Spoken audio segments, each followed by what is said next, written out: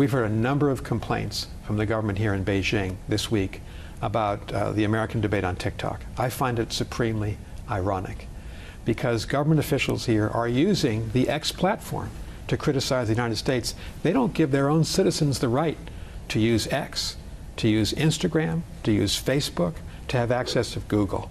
And so it is ironic indeed that the government here is complaining about a process when they shut down access for 1.4 billion Chinese to all of these platforms. Every country has a duty and responsibility to protect its national security.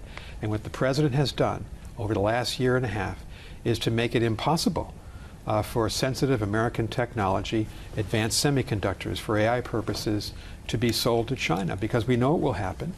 We know that the PLA, the People's Liberation Army, will take advantage of that technology to strengthen itself at the expense of the American military. We're not going to do that. We're not going to compromise on national security, and we're not going to negotiate.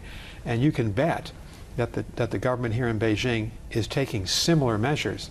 They have not allowed, for most of the last 20 years, the export of core, sensitive, national security applied Chinese technology to the United States. And so, you know, every government, and certainly our government, has a right to take these decisive steps, and that's what we're doing. I also talk to a lot of businesses, and we all know about the FDI numbers, foreign direct investment, down to the lowest gain since 1993. There is hesitation, not only because of the economy is weak, but also because of the myriad of different national security and the opacity of such policy, especially coming out of the National People's Congress. We didn't get a lot of clarity on policy. We do know, and you were in that 60 Minutes interview where you did talk about U.S. companies such as Bain and Company, Mintz, and others who have seen raids and they've seen arrests of U.S. citizens.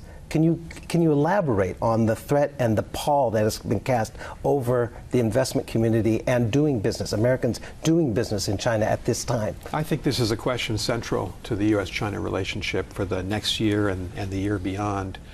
We have a $575 billion two-way trade relationship. China is the third largest trade partner of the United States. There are thousands of American companies doing business here. Here's the problem. They're hearing conflicting signals.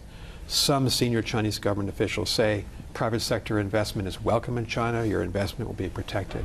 But then these companies are also hearing a different message, whether it's the raids against American companies of last March and April, whether it is the opacity of the counter-espionage law, where espionage is defined in such a general way that normal activities in any other country of the world, the collection of data, could be construed as espionage. And so we see American firms backing away, or at least being very cautious about investing a lot of money here because they're not sure where the lines are. And I think the voices that they're hearing from the government here in China about national security, they're the strongest and loudest voices right now.